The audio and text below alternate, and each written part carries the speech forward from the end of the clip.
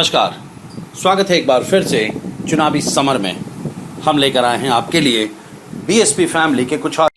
चीन और पाकिस्तान को मुंहतोड़ जवाब देने को छोड़कर मोदी सरकार इस वक्त बंगले का सियासत कर रही है। जैसा कि हम जानते हैं कि कांग्रेस की राष्ट्रीय महासचिव प्रियंका गांधी को लोधी एस्टेट वाला बंगला खाली करने के लिए मोदी सरकार नोटिस जारी कर चुकी है और उन्हें 1 अगस्त तक बंगला खाली करना है। इस बीच सूत्रों के हवाले से जानकारी मिली है कि उनका बंगला बीजेपी के राज्यसभा सांसद को अलॉट किया गया है। सवाल यह उठता है कि बाबरी विध्वंस के गुनहगार और बीजेपी के वरिष्ठ नेता लालकृष्ण आडवाणी और मुरली मनोहर जोशी को सरकारी आवास क्यों मिले हुए हैं, जबकि अब वह सक्रिय राजनीति में भी नहीं है। दरअसल सरकार का कहना है कि उन्होंने पब्लिक प्रीमाइसेस अमेंडमेंट बिल 2019 के आधार पर प्रियंका गांधी को सरकारी बंगला खाली करने का आदेश दिया। यह संशोधित कानून सितंबर 2019 में लागू हुआ था, जिसके तहत सरकारी आवास उन लोगों को एक निर्धारित अवधि के लिए दिया जाता है जो स्पेसिफाइड सार्वजनिक सेवा में कार्यरत है।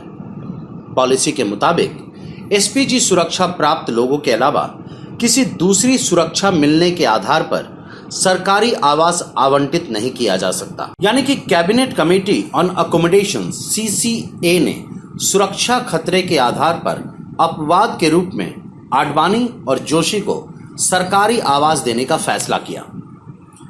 दरअसल नए नियम के तहत कुछ सरकारी आवासों को गृह मंत्रालय के निर्देश के तहत आवंटित करने की व्यवस्था की गई और आडवाणी और जोशी को भी सुरक्षा खतरे के आधार पर गृह मंत्रालय के निर्देश पर सरकारी आवास मिले हुए हैं। इन दोनों को Z+ सिक्योरिटी भी मिली हुई है।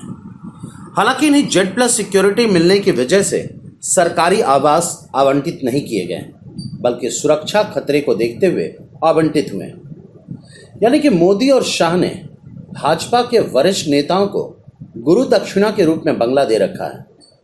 अगर बात प्रियंका की करें तो इन्हें यह बंगला साल 2000 में एसपीजी सुरक्षा के कारण मिला था, लेकिन पिछले साल नवंबर में पूर्व प्रधानमंत्री मनमोहन सिंह, कांग्रेस अध्यक्ष सोनिया गांधी, राहुल और प्रियंका से एसपीजी सुरक्षा वापस ले ली गई थी।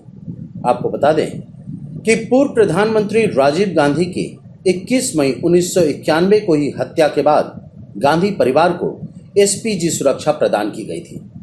जानकारी के मुताबिक प्रियंका गांधी लखनऊ शिफ्ट करने का मन बना चुकी हैं। उन्होंने लखनऊ में अपना बेस बनाने का फैसला पहले ही कर लिया था। लेकिन अंत में सबसे बड़ा सवाल यह है कि आखिर बाबरी मस्जिद विध्वंस के गुनहगारों को जेल भेजने की जगह सरकारी आवास मुहैया कराकर मोदी और शाह ने यह साबित कर दिया कि वह भी बाबरी मस्जिद विध्वंस के लिए उतने ही जिम्मेदार हैं। इसलिए कोर्ट लालकृष्ण आडवाणी, कल्याण सिंह और मुरली मनोहर जोशी के साथ साथ मोदी और शाह को भी सजा देने पर विचार कर सकती है। हमारे साथ बने रहने के लिए आपका धन्यवाद। आप हमारे प्रोग्राम्स को todays.com पर भी देख सकते हैं और आप हमें टुडेज टीवी पर ट्वीट भी कर सकते हैं। Thank you.